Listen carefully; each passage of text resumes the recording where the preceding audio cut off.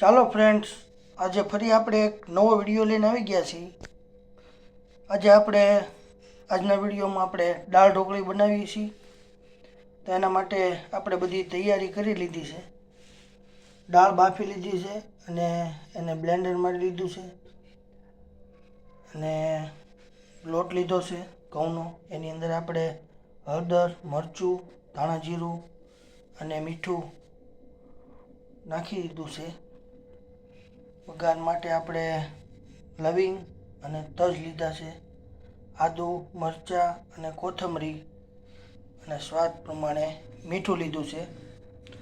તો સૌથી પહેલાં આપણે લોટ બાંધવાની તૈયારી કરીશું અને આનો લોટ આપણે બાંધી લઈશું. જો આપણો લોટ બંધાઈ ગયો છે. હવે આપણે બિલકુલ રોટલી જેવો જ લોટ બાંધવાનો છે અને આપણો લોટ બંધાઈને તૈયાર છે. અને સહેજ તેલ નાખીને આપણે કૂણવી અને એક બાજુ મૂકી દઈશું.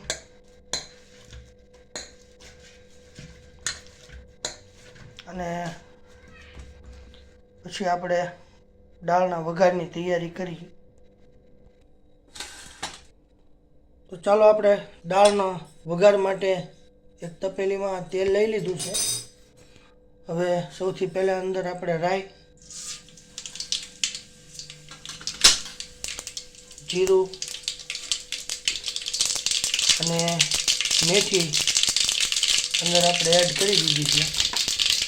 હવે એમાં આપણે આ લવિંગ અને તજ નાખી દઈશું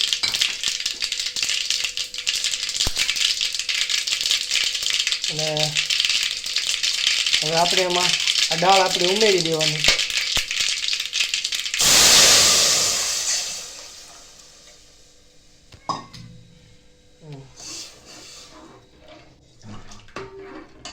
સરસ આપણે દાળનો વઘાર થઈ ગયો છે.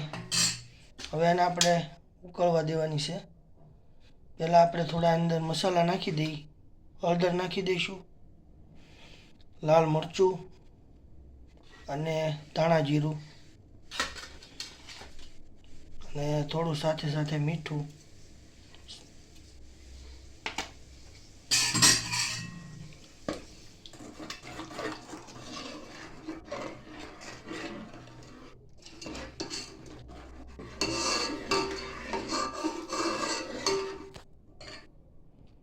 હવે આપણે આ લીલા મરચાં મોટા મોટા જ આપણે રાખ્યા છે, એક આદુનો ટુકડો.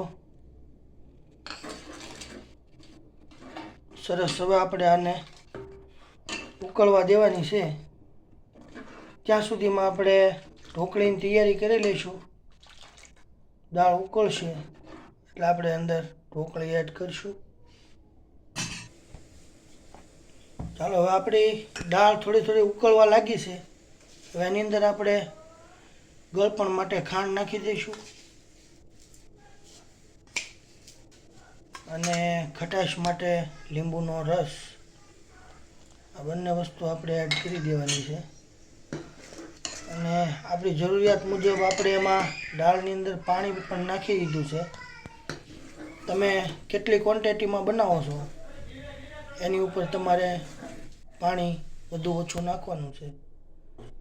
ચાલો, હવે આપણે ઢોકળી વણી લઈએ. ચાલો, આપણે હવે ઢોકળી વણવાનું શરૂ કરીશું. રોટલીની જેમ જ આપણે એને વણી લેવાની છે અને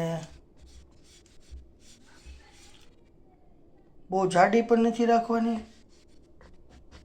અને સાવ પતલી પણ નથી, મીડિયમ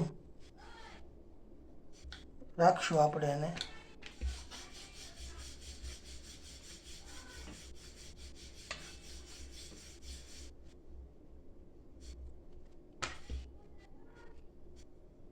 તો આવી રીતે આપણે બધી રોટલી વણી લઈશું. પહેલાં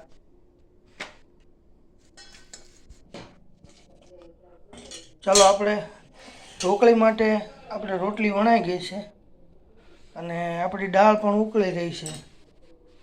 હવે આપણે આ ઢોકળીને કટ કરતા જઈશું અને અંદર ઉમેરતા જઈશું.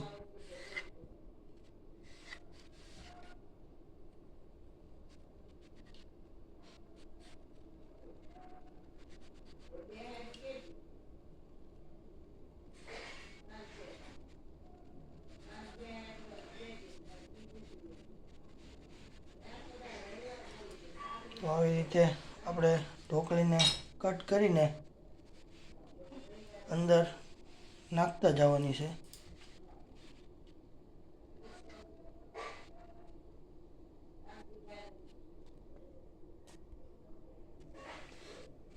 આવી રીતે આપણે બધી ઢોકળી કટ કરતી જવાની છે અને અંદર ઉમેરતા જવાની છે.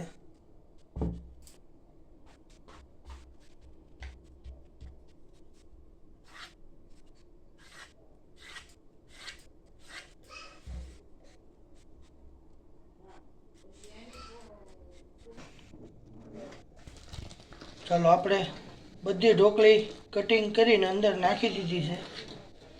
હવે એને આપણે પાકવા દેવાની છે.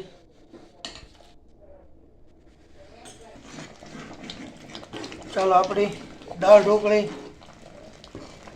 ઓલમોસ્ટ બનીને તૈયાર છે. હવે આપણે એને એક બાઉલમાં કાઢી અને તમને બતાવીએ. તો ચાલો આપણી દાળ ઢોકળી બનીને તૈયાર છે. અને તમે આમનામ અથવા તો ભાત સાથે પણ ઘણા ખાતા હોય છે. ખૂબ જ સરસ દાળ ઢોકળી બની છે. તમે પણ ચોક્કસ ઘરેથી બનાવજો. અને જો અમારો વિડીયો તમને ગમ્યો હોય તો અમારી ચેનલને લાઈક, ફોલો અને સબસ્ક્રાઈબ કરજો. Thank you.